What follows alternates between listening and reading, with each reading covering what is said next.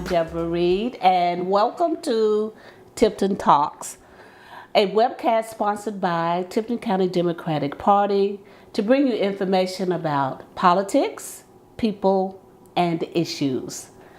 As we all know, we are in the middle of an election year where we will be voting for local, state, and national candidates.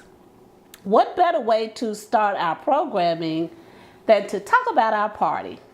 So we have our guest today is Mary Mancini. Hi, Deborah. Hey, how are you today? I'm doing great, thank you. Good. Mary is the chair of the Tennessee Democratic Party.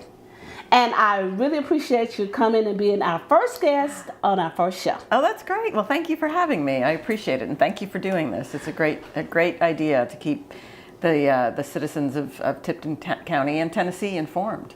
Well, that was the purpose of this. We wanted to have a programming that would allow us to get comments from viewers and bring people in to talk about those kinds of issues so that we can be better informed in making those decisions and choices. So let's talk about the party. Okay. Most voters fit into three categories. They're either Democrat, Republican, or Independent. Can you explain to us what's the basic ideological differences within each of those party structures? Sure. So it's actually based on values, really. Okay. I can speak obviously to what the Tennessee Democratic Party believes in, which is that everyone, no matter who you are or what you look like or where you live, should have the opportunity for a better life for yourself and for your family. Right. And I think the biggest difference is that Democrats believe that government has an absolute role in providing that opportunity. We believe that government has a role, but we also believe that it should be smart and effective when it's helping to make sure that everybody has that opportunity.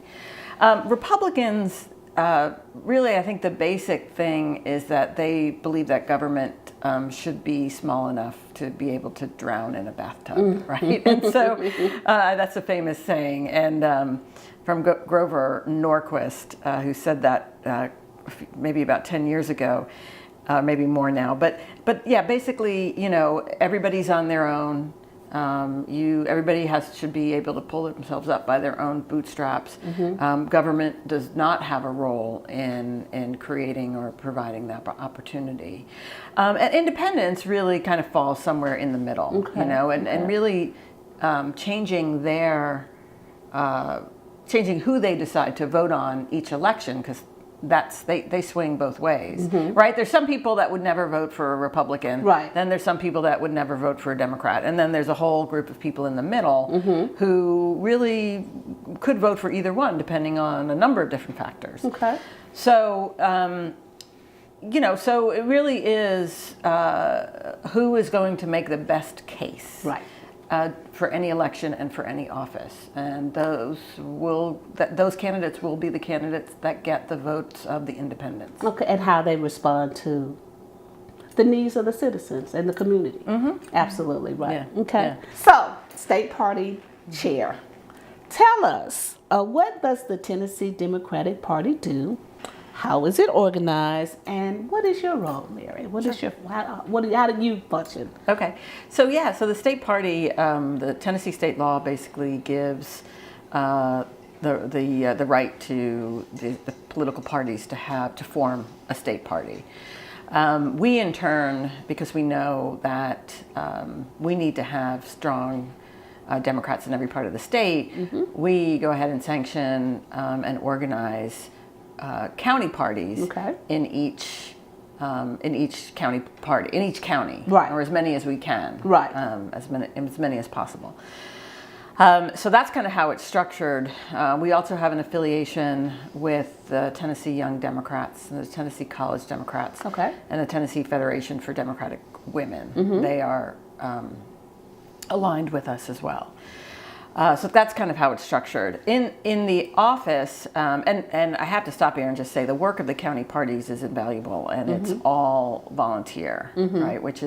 And it's set up the same way with a chair and a vice chair. Well, not the same exact way. Some of them different. They have their own bylaws. But a chair and as you know, right. You are the chair of the Tipton County Democratic Party, right? Or vice chair, secretary, treasurer. They have business meetings. They have bank accounts, and all that kind of stuff to do that kind of work. But it is all volunteer, so it's all incredibly appreciated. The blood, sweat, and tears that everybody puts into that. So that's the state party. We have a staff that. Depending on who the chair is, the staff could look different. But basically, it sort of usually shrinks in a non-election year, and then you get more of them in election, hire more staff in an election year. Right. And then also we're affiliated on the other side with the DNC. So the DNC basically, it's kind of the same relationship. The DNC charters and helps the state parties, just like we help and charter the county parties. Right. So that's how it's structured. My job is pretty simple. I mean, I do this kind of stuff. I'm a spokesperson for the party. I am the chief fundraiser for the party, and I am also heavily involved in candidate recruitment. And so that's pretty much my job description.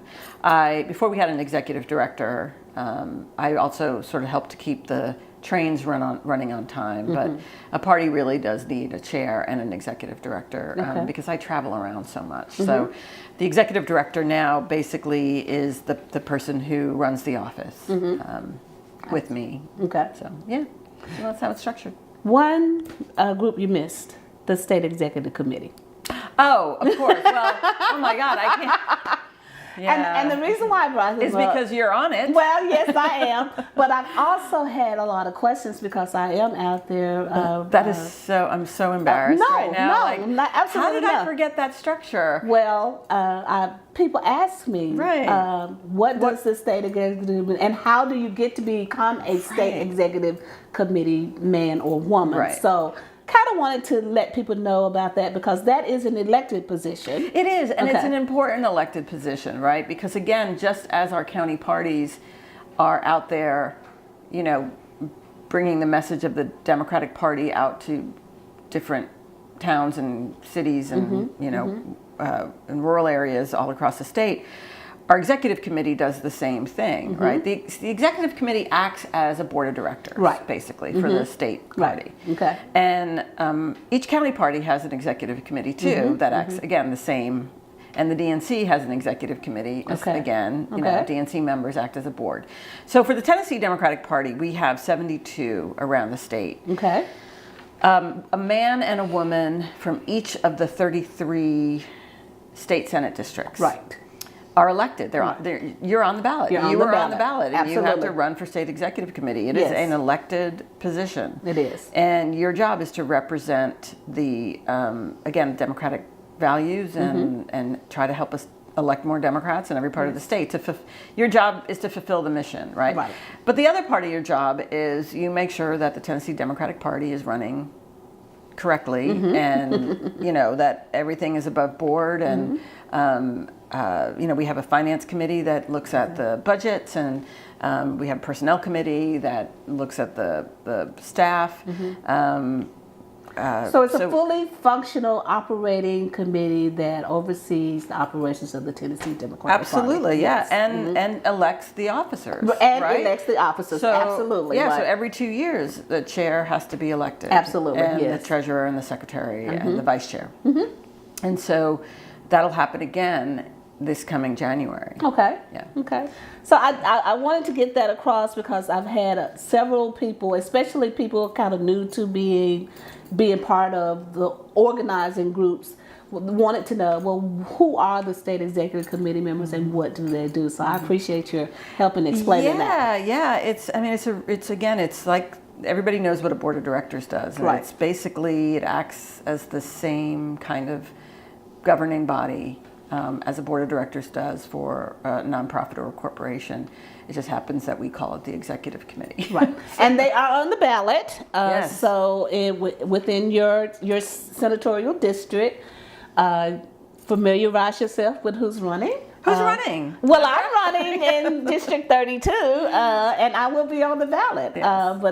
But we want to make sure that each senatorial district and their representatives know that is an elected position, and so do your due diligence to find out who's running in your district. And it's really interesting because the executive committee terms are 4 years. Yes. But the officer terms are only 2. Right. So it also brings some much needed consistency Absolutely. to the actual party as well. Now I've been doing it for 4 years, so there's been some consistency there as well. But actually, you and I came on at the same time. Yes. There you go. Yeah, and so it's we've had people on that have been on there for a really long time, Yes. and it's quite frankly really helpful to come in as a new chair and have people there that have institutional knowledge. Absolutely. Of very complicated procedures, like for instance, delegate selection for the convention, right. for the DNC convention, right? That is a really so it's really a lot of work. It's not. There's a lot of work that happens behind the scenes. There are meetings you have to go to on your own dime. You have to travel to Nashville. You got to travel. And spend the night sometimes. It's a real job. It is. It is a real job. And it is volunteer. And all volunteer as well. So if there are people who are out there considering to run for this office, they need to know that it is all volunteer. Yes, it is. Yes, it is. Okay, Mary, thank you. And how many counties are there across? There are 95 counties. Yes, there are. And that's a lot of counties to cover, but we do have very strong county parties that are doing the work of keeping the local electorate informed and organized, structured, so that when election times do roll around, we're ready to hit the ground running. That's exactly right. Okay. So as state chair, you're going around the state to all the counties, and so you're talking to a lot of Tennesseans. Yeah. What concerns them most? Wow. Well, the number one is healthcare. That is, with 8 rural hospitals who've closed since we didn't expand Medicaid, and with more on the chopping block, with insurance agencies coming in and out of, cities and places in Tennessee all the time. First, they are part of, you can have it through this company, and then you can't. There's a lot of flux. And so, and then with the Republicans threatening to repeal Obamacare, right, which is actually working for some people. It's not perfect, and it does need some adjusting. But instead of working with Democrats to fix it, for 8 years they just used it as sort of a talking point to rally their base and say we want to, repeal it. Well, now they're in charge of everything, and they're not doing anything to fix it. So healthcare is one, education is 2, okay, and that for a number of reasons. We have an education system now where teachers still have to pay out of pocket for school supplies. We have all over the state, public school systems that are not fully funded, and so programs have to be cut. Programs that are shown to improve, student aptitude, or music, art, all of these things. Those barely even exist anymore, right? Yes. The classes are overcrowded. There's just it depends on what school system in what part of the state you're looking at, but all of them have issues. Our teachers are not paid enough. The Republicans are crowing about giving teachers raises. It's still a raise for what, right? Yes, it will be helpful, but it's not to where they need to be. Right. So, and then infrastructure is also another problem, or another thing that are on people's mind. Right. Crumbling roads and bridges. There was a story in Chattanooga, in Single Mountain, where a mother had to meet a school bus across a bridge to pick up her kid because the bridge wasn't safe enough to drive over. So,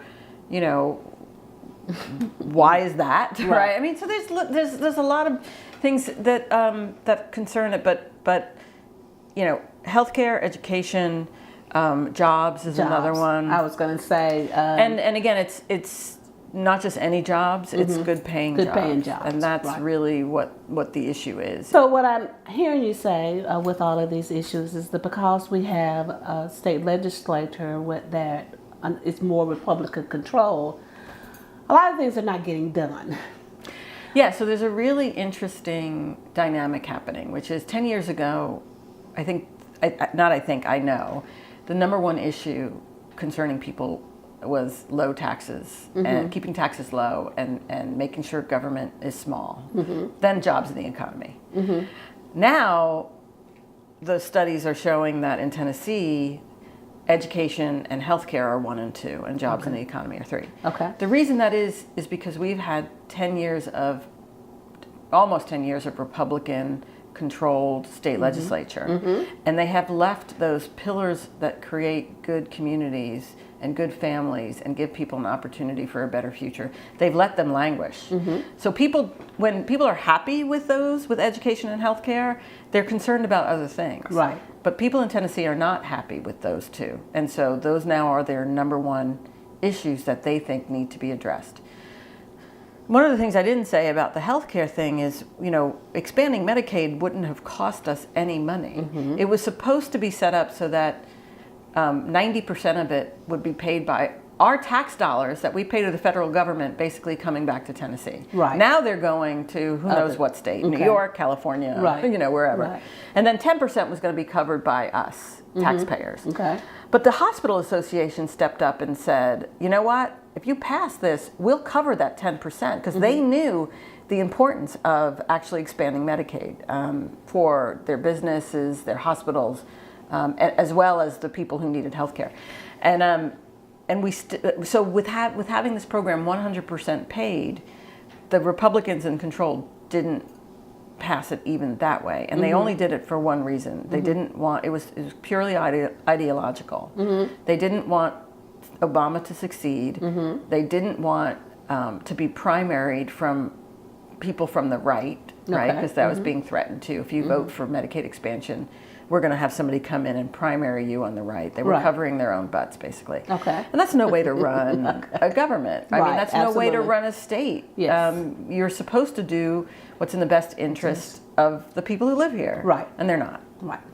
Well, you know what? I am so glad that you explained quite a bit of what's going on in Nashville to us, because I think people are making decisions about who they're going to support as a candidate without having a lot of these facts or a lot of this information. So hopefully our viewers have been enlightened and enlightened to the point that they'll get additional information before they go to the polls, so that they can make the right choice. Yes. Okay. Absolutely. All right. Thank you. Okay.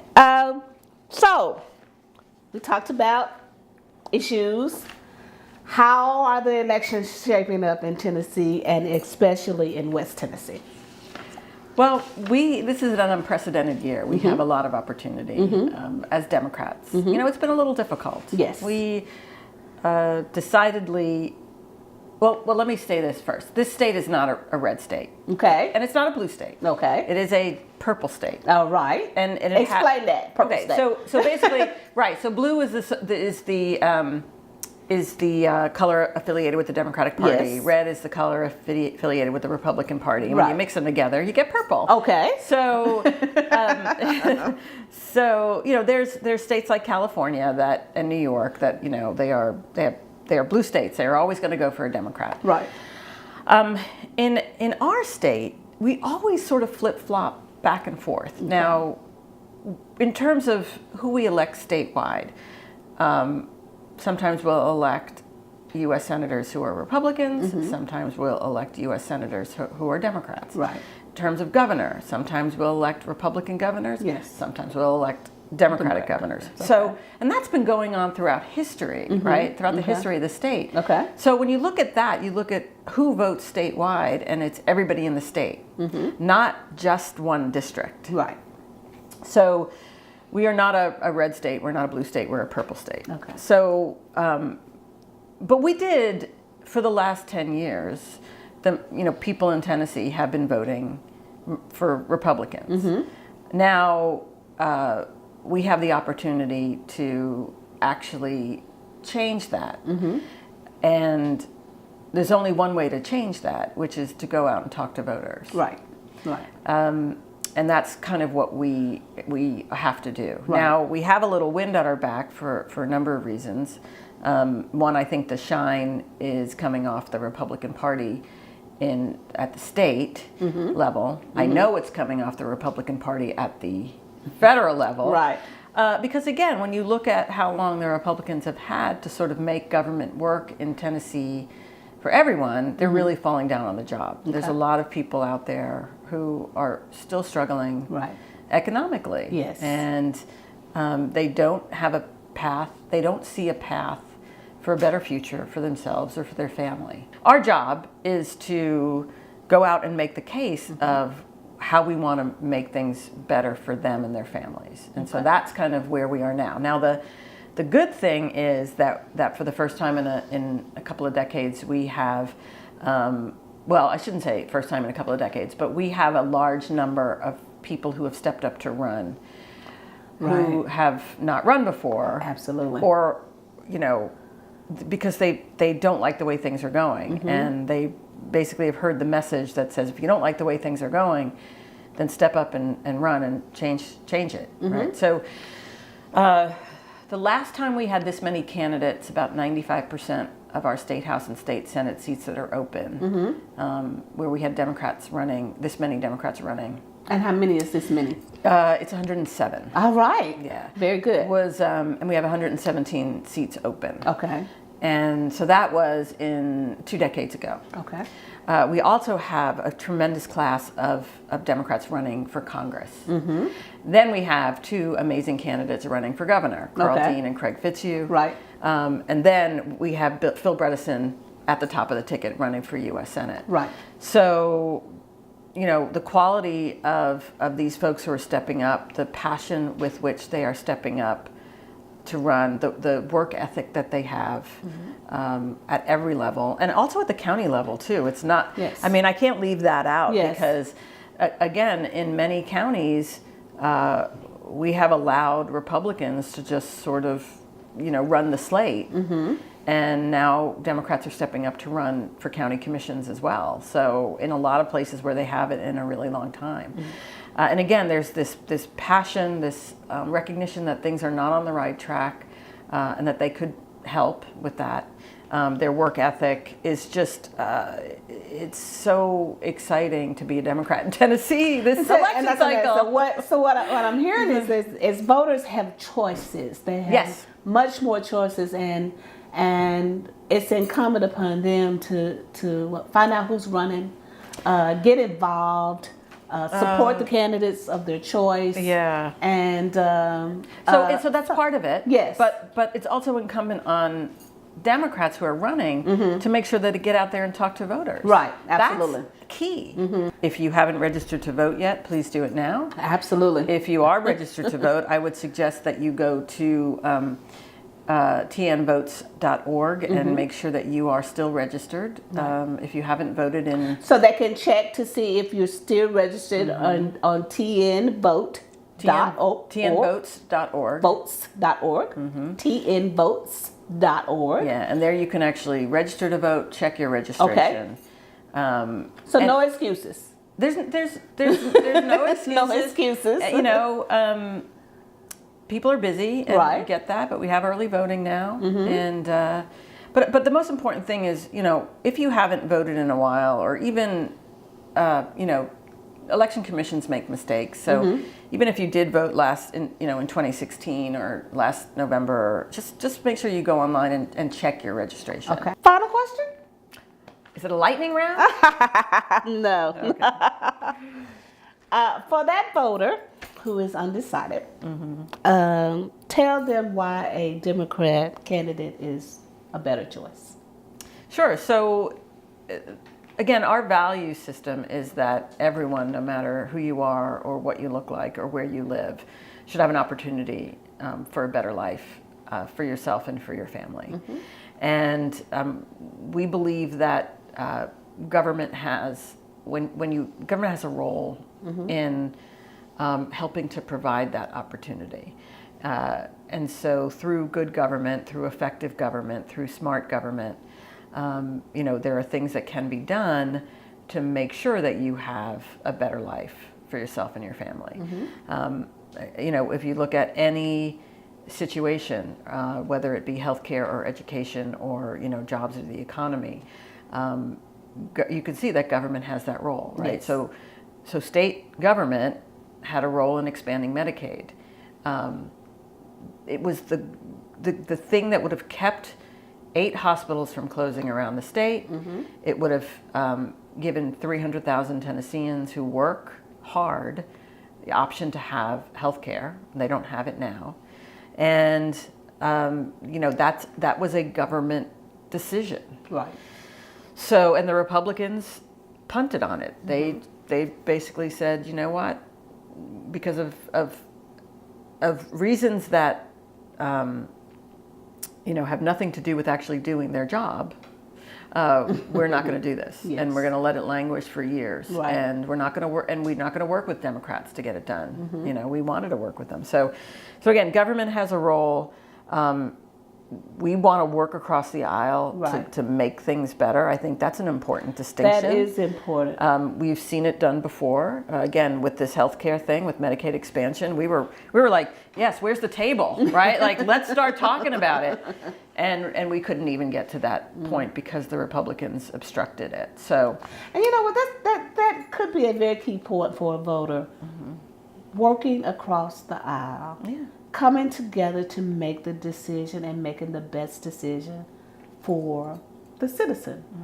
That's not and has not been happening for a while, and I know from being around the legislators, the Democratic legislators, that they want to participate in that discussion, and I don't see how we're going to ever move from where we are if we don't start talking to each other.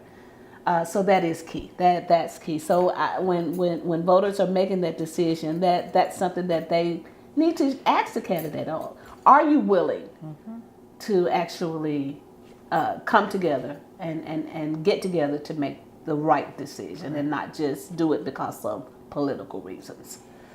Yeah, and you are 100. I couldn't have said it any better myself, but 100% right. And we're lucky that we have candidates all up and down the ticket who have either done that in their life of public service, right? Like Craig Fitzhugh as state minority leader in the House, right? He was the one that was leading the Democratic charge to meet on Medicaid expansion, right? Like, let's do this. Carl Dean, who was the mayor of Nashville, right? I mean, it's a the city that's doing really well now, but there was a lot of, bringing council members together, right, from every part of Davidson County to move things forward that would make the city better, right? And then you have Phil Bredesen, who we just know when he was governor, how much better things were, and how he, was willing to work to build consensus to get something done. And so, and then I'm not even mentioning, our congressional candidates and our candidates for State House and Senate, and even County Commission, who in their lives, right, have been able to build coalitions and bring people together, whether it's their family life or whether it's their business. So, yeah, I think it's a key point. And again, Democrats show consistently that that's more important to us. If somebody has a good idea, it does not matter where that idea comes from. Let's work to actually implement it so that it works for all Tennesseans. It has been a pleasure, Mary. You made this first programming enjoyable. You were extremely informed, of course. Well, thank you. This is a great platform for doing this, and I just appreciate you so much for doing it. So, all right, and we'll have you back. I'd love it. Okay, thank you for coming. Thank you.